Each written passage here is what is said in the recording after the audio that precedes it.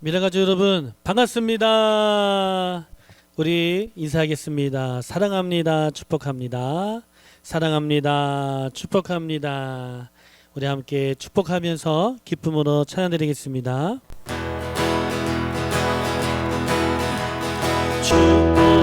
축복합니다. 주님의 이름으로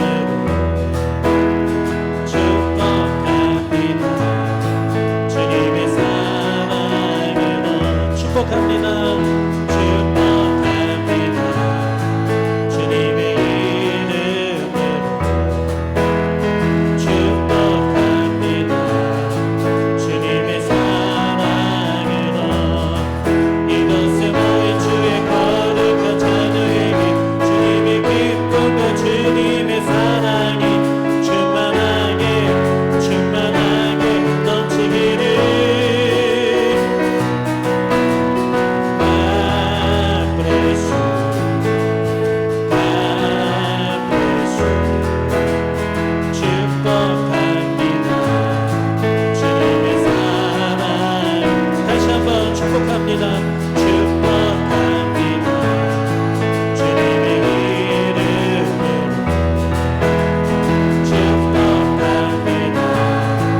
주님의 사랑으로 이곳에 모인 주의 거룩한 자녀에게 주님의 기쁨과 주님의 사랑이 충만하게 넘치기를 축복합니다. God bless you. God bless you. 축복합니다. 주님의 사랑으로. 할렐루야. 축복합니다.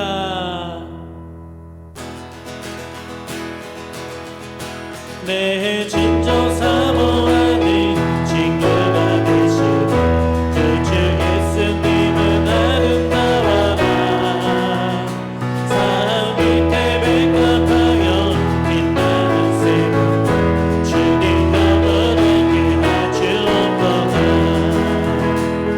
내 맘이 아플 적에 그 위로 되시며 나 외로울 때 좋은 친구라.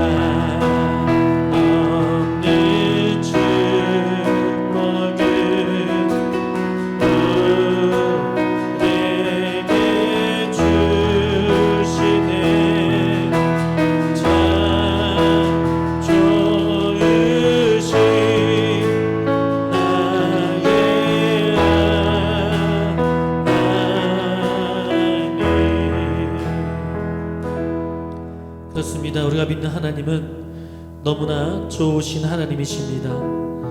그 하나님께 이 시간도 믿음으로 나아가길 원합니다.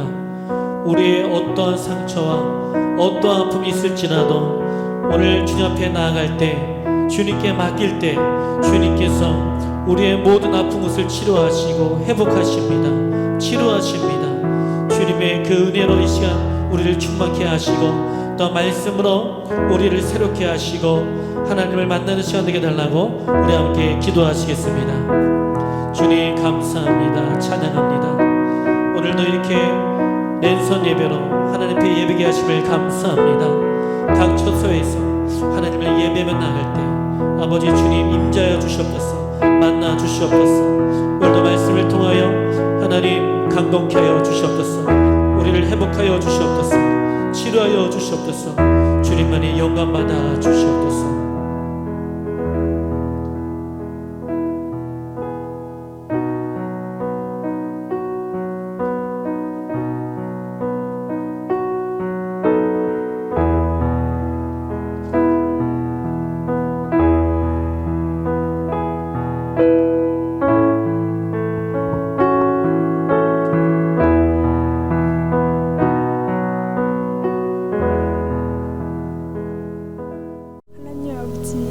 지난 한 주간도 불꽃같이 지켜주셔서 감사합니다. 비록 저희들이 비대면으로 랜선 예배를 드리고 있지만 어느 곳에 계시든지 하나님께서 함께 하실 줄을 믿습니다. 지금 우리는 여지껏 겪어보지 못한 상황을 대하면서 앞날이 불안하기도 하고 막막하기도 합니다.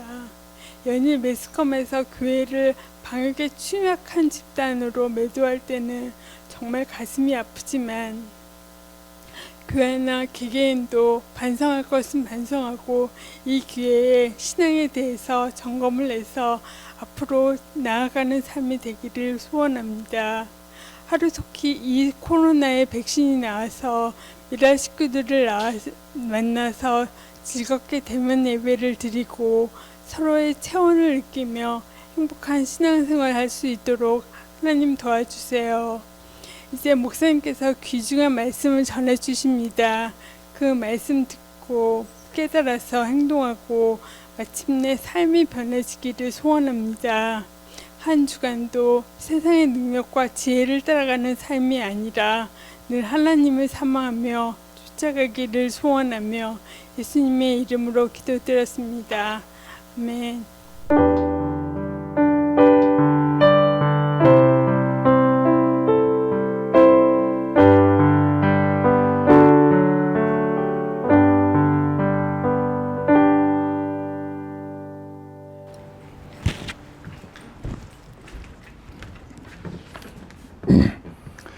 안녕하십니까. 오늘 미랄 예배에 사랑하는 우리 가족들을 온라인으로 이렇게 만나게 돼서 반갑습니다.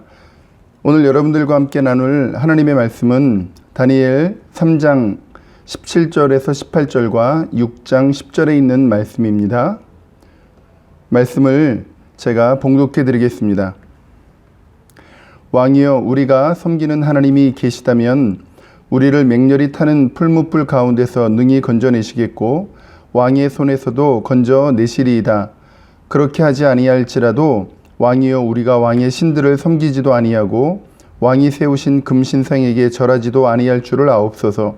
다니엘이 이 조서에 왕의 도장이 찍힌 것을 알고도 자기 집에 돌아가서는 윗방에 올라가 예루살렘으로 향한 창문을 열고 전에 하던 대로 하루 3번씩 무릎을 꿇고 기도하며 그의 하나님께 감사하였더라. 아멘. 네, 오늘 다니엘서에 있는 이 말씀을 가지고 새 친구와 다니엘의 신앙 비교라는 제목으로 같이 말씀을 나누겠습니다.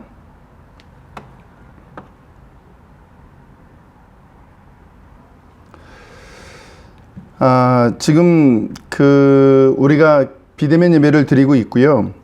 또한 그 비대면 예배 때문에 오늘 저도 여러분들을 얼굴을 보지 못하고 또 이렇게 말씀을 전하게 되었습니다.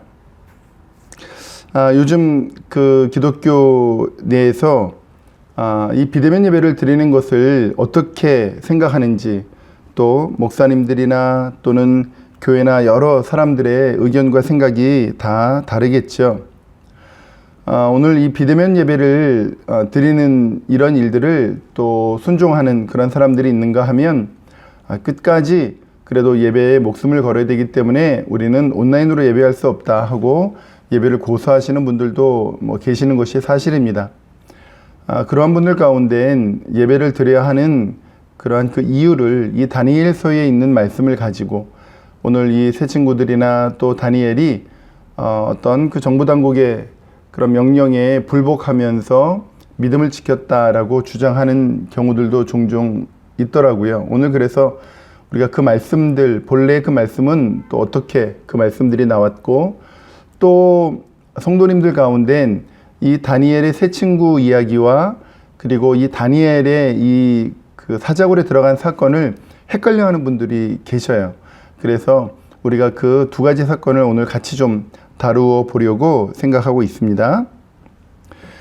먼저 이 그 이스라엘의 지금 상황들을 살펴보면 북왕국 이스라엘은 주전 722년에 북쪽에 있는 아수르에 의해서 나라가 다 이렇게 멸망합니다.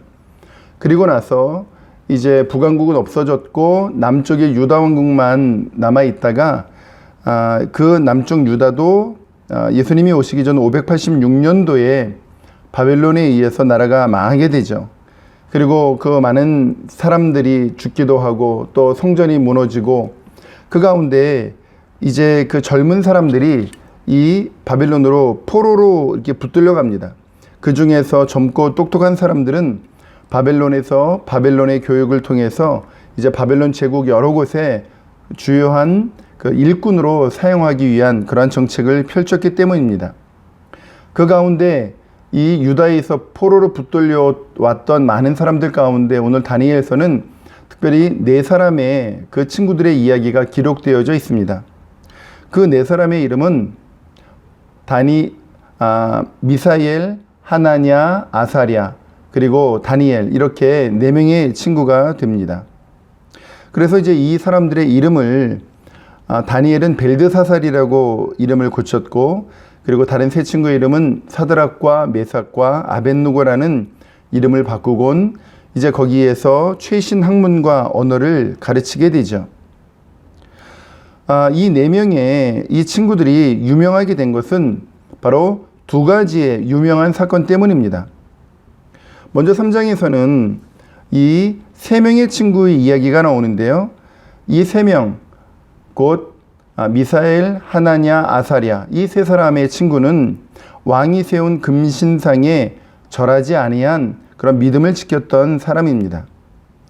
그리고 또 하나의 이야기는 바로 다니엘의 이야기인데요. 이 다니엘은 다른 신하들의 질투를 받아 요즘식으로 말하면 어떤 그 프레임을 짜서 다니엘을 죽이려고 했었던 그 공작 정치의 희생양으로 삼으려고 했었던 그러한 사건입니다.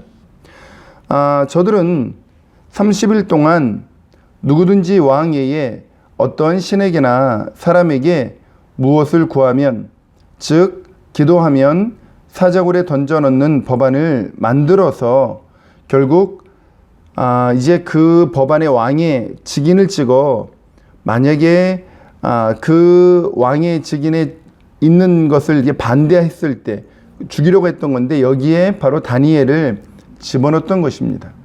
그래서 오늘 이 두 가지 사건을 여러분들과 함께 나누어 보고자 합니다. 자, 먼저 첫 번째로는 새 친구의 용기 있는 배짱입니다.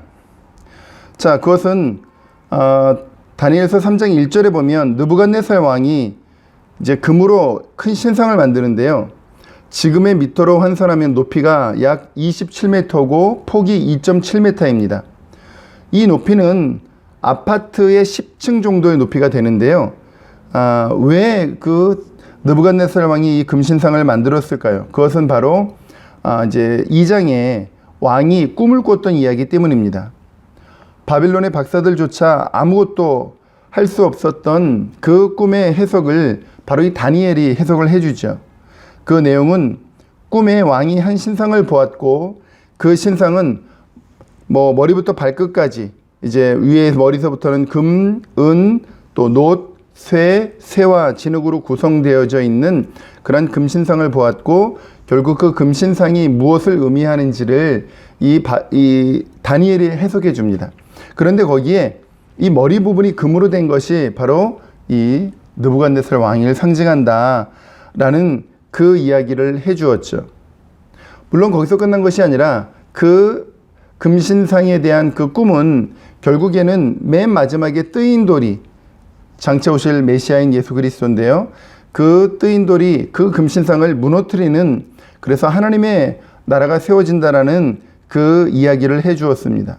그런데 왕은 그 이야기를 듣고 자기가 금이라는 그 말에 기분이 좋아 자신을 드러내기 위해서 온통 금으로 된 금신상을 만들어 자기를 높이려고 금신상을 만들었던 것이죠.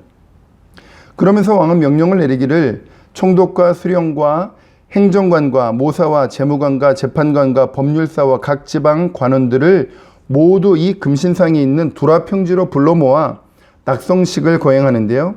그리고 이때 악기로 연주할 때 이 금신상 앞에 모든 사람이 절을 하도록 명령을 내렸던 것이죠.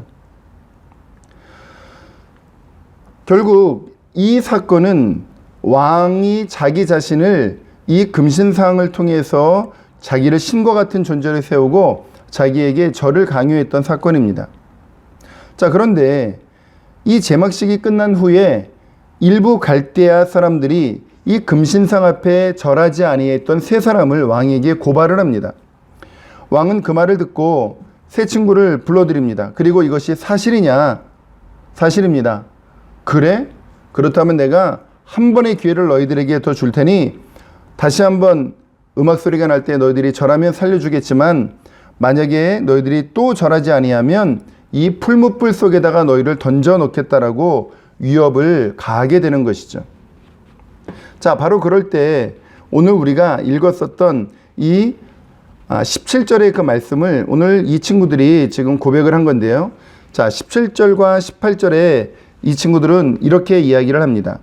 왕이여, 우리가 섬기는 하나님이 계시다면 우리를 맹렬히 타는 풀무불 가운데서 능히 건져내시겠고 왕의 손에서도 건져내실 것입니다. 그렇게 하지 아니하실지라도 왕이여, 우리가 왕의 신들을 섬기지도 아니하고 왕이 세우신 금신상에게 절하지도 아니할 줄을 아옵소서. 분명하게 믿음으로 고백을 했던 것이죠. 이 말에 왕은 화가 머리 끝까지 나서 그 풀무불을 7배나 더 올리고 저들을 불 속에 던져 넣습니다. 자, 어떻게 됐을까요? 그런데 성경이 보니까 3사람을 던졌는데 불 속에 4사람이 거닐었다라고 얘기합니다. 뿐만 아니라 이 3사람은 전혀 타지도 아니했습니다. 냄새도 나지 아니했습니다. 왕은 깜짝 놀랐죠. 그리고 사드락과 메삭과 아벳느고의 하나님을 찬양했습니다. 그것이 28절로 30절에 바로 이 느부갓네살 왕이 고백합니다. 자, 제가 한번 읽어봅니다. 느부갓네살 왕이 말하여 이르되 사드락과 메삭과 아벳느고의 하나님을 찬송할지로다. 그가 그의 천사를 보내사 자기를 의뢰하고 그들의 몸을 바쳐 왕의 명령을 거역하고 그 하나님 밖에는 다른 신을 섬기지 아니하며 그에게 절하지 아니한 종들을 구원하셨도다.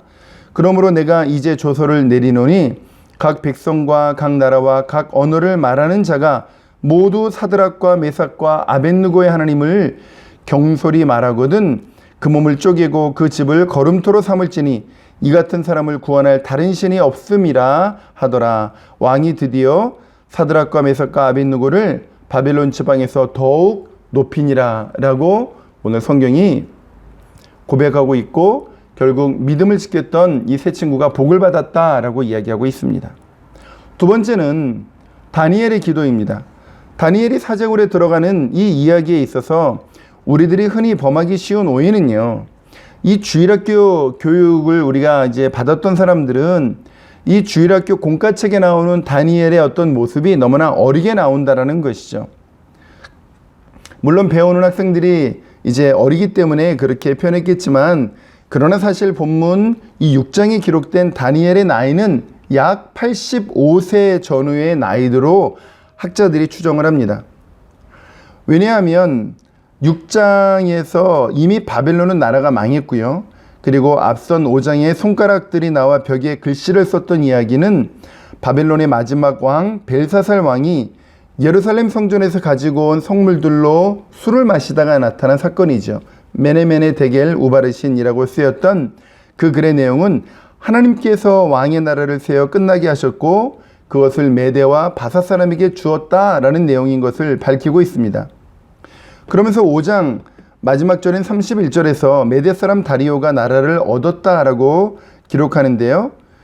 그의 나이가 62세입니다. 이제 6장에 들어와 다리오 왕은 다시 제국을 개편하고 모든 제국을 120개로 나누고 그들 위에 총리를 3명을 둡니다. 그 가운데 이 다니엘이 그 한 자리를 차지하게 되는 것이죠. 그런데 다니엘은 6장 3절에 보면 그 3명의 총리들 가운데서도 가장 뛰어났다라는 평가를 받습니다. 자, 그러자 이제 이 6장의 사건은 결국 다른 총리들과 고관들이 이 유다 출신의 노인네, 그것도 이전 나라에서 요직을 차지했던 인물이었는데 그 인물을 이제 물리지 아니하고 왕이 새롭게 일어난 나라의 그 메대 나라의 최고의 총리가 이 된 것에 대해서 질투가 일어났던 것이죠. 그래서 이 다니엘이 결국 그 질투로 말미암아 지금 다른 사람들에게 모욕을 받고 또 이제 죽이려고 했었던 바로 그런 사건입니다. 6장 4절에 보니까 이에 총리들과 고관들이 국사에 대하여 다니엘을 고발할 근거를 찾고자 하였으나 아무 근거 아무 허물도 찾지 못하였으니 이는 그가 충성되어 아무 그릇됨도 없고 아무 허물도 없음이었더라. 아무리 정말 무슨 허물을 찾으려고 해도 없으니까 결국 이 다니엘을 어떻게 하면 죽일까 고민을 하다가 다니엘을 이렇게 살펴보니까 다니엘이 하루에 3번씩 예루살렘을 향하여 창문을 열고 기도한다는 것을 알게 되었던 것이죠.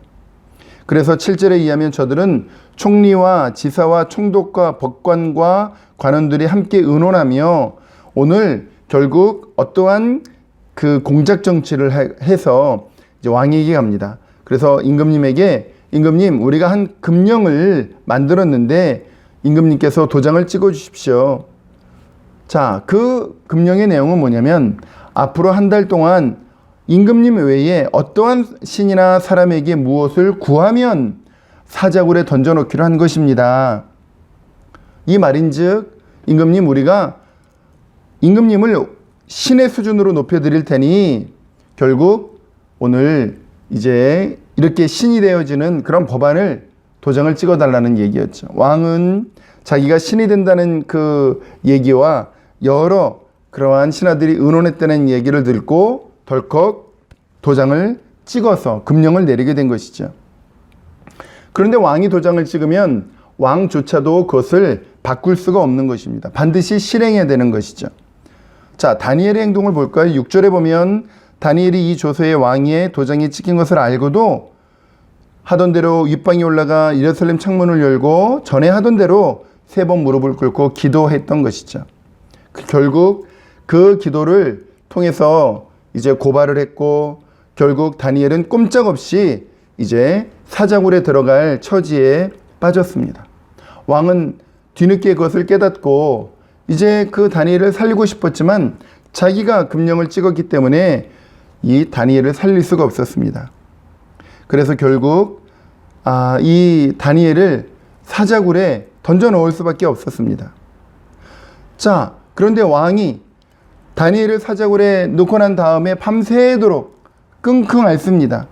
그래서 왕은 밤새도록 금식도 하고 오락도 그치며 잠을 설치면서 새벽에 이 다니엘에게 찾아가서 과연 다니엘이 죽었는지 살았는지 20절에 가서 다니엘에게 묻습니다. 자, 살아계시는 하나님의 종 다니엘아, 내가 항상 섬기는 내 하나님이 사자들에게서 너를 능히 구원하셨느냐라고 물었는데 다니엘이 말합니다. 왕이여, 제가 섬기는 하나님이 계시다면 저를 맹렬히 부르짖으며 굶주린 사자들 가운데서도 능히 건져내시겠고 저들의 손에서도 건져내시리이다. 그렇게 하지 아니하실지라도 제가 다른 신들을 섬기지 아니하고 오직 만군의 여호와 하나님께만 기도할 줄을 아옵소서라고 고백했었던 그 다니엘이 결국 어떻게 되었느냐? 왕은 만수무강을 하옵소서. 왕이 하나님이 이미 천사들을 보내어 사자들의 입을 봉하셔서 나를 상하지 못하도록 하셨고 이것이 나의 무죄함이 명백하고 나는 왕에게 아무런 해도 끼치지 아니했습니다 라고 고백했습니다. 이 다니엘은 어떠한 일이 있어도 하나님을 섬길 것에 대한 그 믿음을 고백했고 하나님은 이 사자의 입을 막아서 그를 구원했던 것이죠. 결국 이 이야기의 결론은 왕이 다니엘을 참수했었던 사람들을 오히려 사자굴에 던져 넣음으로써 오늘 그 모든 사건이 이제 잘 해결됩니다. 그리고 나서 왕은 26절과 27절에 내가 이제 조서를 내리노라 내 나라 관할에 있는 모든 사람들은 다 다니엘의 하나님 앞에서 떨며 두려워하며 하나님은 살아계시는 하나님이시요 영원히 변하지 아니하실 이시며 그의 나라는 멸망하지도 아니할 것이요 그의 권세는 무궁할 것이며 그는 구원하시며 건져내시기도 하며 하늘에서든지 땅에서든지 이적과 기사를 행하시는 이로써 다니엘을 위하여 사자의 입에서 벗어나게 하셨습니다 라고 왕도 고백하고 있습니다. 결국 다니엘은 이후에 메데 나라나 페르시아의 고레스 왕의 시대에 걸쳐서 형통한 사람이 되었다라고 오늘 이야기하고 있습니다. 자, 오늘 말씀을 정리합니다. 오늘 제가 여러분들에게 드리고 싶은 건 우리가 우리의 무릎을 꿇지 말아야 할 때가 있고 꿇어야 할 때가 있다라는 것입니다. 세 친구는 다른 신에게는 결코 꿇지 아니했습니다. 그러나 다니엘은 늘 하나님 앞에 기도하는 일에 무릎을 꿇었던 것이죠. 우리는 이것들을 잘 구별해야 합니다. 오늘 정부 당국의 이 코로나로 인해서 대면 예배를 지금 제한하고 또 우리가 이 감염병을 예방하려고 하는 이러한 모든 그 시도에 있어서 많은 교회들이 잘 협조하고 있습니다. 우리 모든 이 우리 미랄 가족들도 지금 거기에 협조해서 우리가 지금 목요일마다 얼굴 보며 예배하는 것을 지금 참고 있는 것이죠. 그런데 우리가 이 부분에 있어서 오늘 우리가 정말 이 대면 예배를 어떤 감염병의 그런 위험이 있음에도 불구하고 너무나 강행하는 것은 그것은 큰 그림으로 봤을 땐 결코 하나님의 그런 의를 이루는 데 도움이 되지 않는 것 같아요. 그것은 저의 이 성경을 바라보는 해석입니다. 우리가 지금은 잠시 불편할지라도 온라인 예배를 통해서라도 또 우리가 작은 사람들이 모여 예배하며 우리가 다 같이 이 코로나가 끝나고 함께 모이는 날을 앞당기는 것이 좋지 않을까 생각해 봅니다. 두 번째로는 우리의 믿음이 주변 사람들에게 인정받지 못하는 수준이 되면 그 어떠한 신앙적인 행위도 하나님으로부터 사람들로부터 인정되지 못할 것이라는 것입니다. 우리가 아무리 믿음을 지킨다고 할지라도 그 믿음을 지키는 우리의 모습이 상식적이지 않고 비상식적이며 세상에 있는 사람들로부터 조롱받는 일이라고 하면 우리는 그것을 그만둬야 됩니다. 오늘 이 세 명의 친구들이 또는 다니엘이 이렇게 믿음을 지킬 수 있었던 것은 어디에 원인이 있느냐? 그것은 바로 1장 8절의 원인이 있습니다. 다니엘과 그 친구들은 함께 뜻을 정하여 자신들의 신앙과 믿음을 지키기로 약속하였기 때문입니다. 오늘 저 여러분들이 이 시대에 다니엘과 같은 다니엘의 세 친구와 같은 믿음을 가지고 우리가 때로는 정말로 우리에게 예수를 믿을 것이냐 말 것이냐 또 하나님을 네가 부인할 것이냐 말 것이냐라는 도전이 왔을 때 우리는 목숨을 걸고 믿음을 지켜야 되겠습니다. 그렇지만 우리가 기도하는 일에 있어서는 우리가 항상 하나님 앞에 무릎 꿇고 기도할 수 있는 그런 용기 있는 다니엘과 같은 사람들이 되기를 축원합니다. 오늘 저와 여러분들이 이 믿음과 이 신앙으로 이 코로나 시대에 끝까지 믿음을 지키는 저와 여러분들 되시기를 주님의 이름으로 축원합니다. 기도하겠습니다.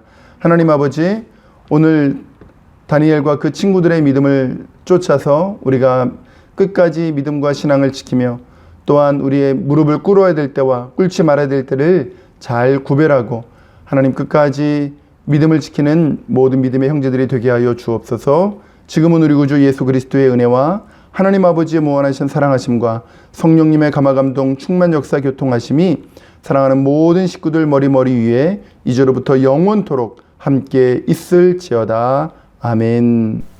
예, 귀한 말씀 전해주신 이영우 목사님 감사합니다. 새 친구와 다니엘의 신앙 비교를 통해서 우리의 신앙도 점검하며 나의 신앙의 깊은 의미를 되새기는 귀한 말씀을 주셔서 감사합니다. 고맙습니다. 광고 말씀 전하겠습니다. 비대면 예배가 시작된 지 벌써 두 번째, 이제 세 번째 이어져 갑니다. 벌써 추석이 다가와서 또 못 만나는 추석의 이 명절이 또 다가왔습니다. 예, 추석 명절 즐겁게 잘 보내시고 건강하게 안전하게 잘 지냈으면 좋겠습니다. 그런데 이번에는 이번 추석 연휴에도 동영상 예배가 시작됩니다. 그래서 목요일 날 1시에 우리가 화면 올리면 잘 시청하시고 같이 예배에 참석해 주셨으면 좋겠습니다. 예, 감사합니다. 예, 또 미랄이 꿈꿔가는 계획들 많이 있는데 기도로 나누면서 광고로 대신하겠습니다. 같이 함께 합심 기도하겠는데요. 먼저는 코로나19 전염병을 잘 이겨내고 극복할 수 있도록 기도했으면 좋겠습니다. 우리 미랄뿐만 아니라 우리나라도 온 세계도 이 제한받는 코로나19를 통해서 우리의 신앙을 점검하고 또 고통받는 속에서도 하나님의 위로와 또 치유의 은혜가 있도록 코로나19를 위해서 기도해 주셨으면 좋겠고요.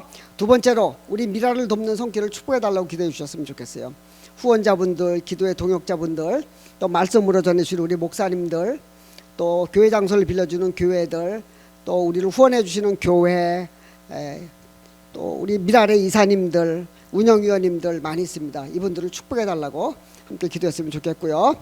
특별히 말씀을 전해주시는 목사님들이 말씀의 능력, 영적 능력이 더하도록 우리 말씀 전해주시는 목사님을 위해서 더 힘차게 기도했으면 좋겠습니다. 세 번째는 미랄이 계획하고 있는 것들 잘 아시죠? 광고에도 들어갈 뿐만 아니라 늘 기도 제목이잖아요. 우리 미랄의 집이 속히 거처가 마련돼서 법인으로 같이 함께 갈 수 있도록 미랄의 집의 거처 마련을 위해서 기도해 주시고요. 또 다른 계획으로 저희들이 진행 중에 있는 장애인 직업 재활설, 이름은 드림 뭐라 그러죠? 드림랜드. 드림랜드. 드림랜드라는 이름을 가지고 작업장을 개설하려고 준비하고 있습니다. 잘 준비될 수 있도록 그렇게 한번 우리 같이 힘을 모아서 합심 기도해 주시고요. 여러분들이 또 축복하고 싶은 기도 있으면 마무리도 기도하면서 마치도록 하겠습니다. 함께 기도하시겠습니다. 참 좋으신 하나님, 오늘도 변함없이 비대면이지만 이 영상으로 우리 미라 식구들을 만나며 함께 말씀을 나누며 하나님을 찬양하고 예배하게 하시며 감사드립니다. 함께 마음을 모아 기도하는 것은 코로나19 전염병을 통해서 우리 많은 사람들이 고통을 받고 있고 죽음을 받고 있고 또 제한을 받고 있고 경제적인 큰 손상을 입고 있습니다. 하나님, 이 위기 속에서 우리를 지켜주신 것 감사합니다. 이를 통해서